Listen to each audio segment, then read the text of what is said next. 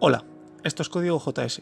En este tutorial os voy a enseñar cómo utilizar SvelteHead, que sirve para modificar el contenido de la cabecera de nuestra web de forma dinámica, sin hacerlo directamente en el index HTML.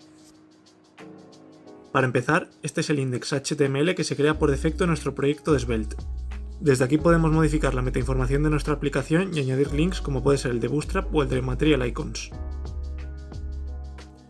Si queremos modificar esta información, debemos crear una etiqueta svelte::head y escribir los datos que queramos que se modifiquen.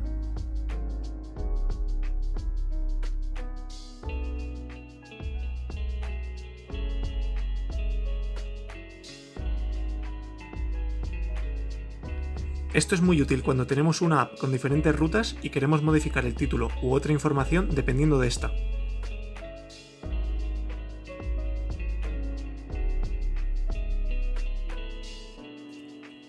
También podemos incluir valores dinámicos que estén guardados en variables, como puede ser un nombre de usuario o un ID.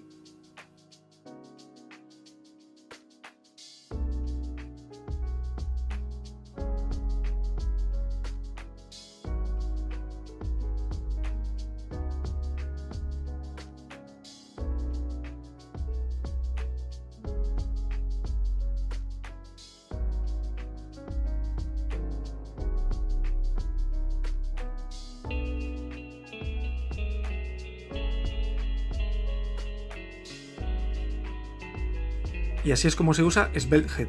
Podéis escribir cualquier duda en la caja de comentarios. Nos vemos en el próximo vídeo de Svelte.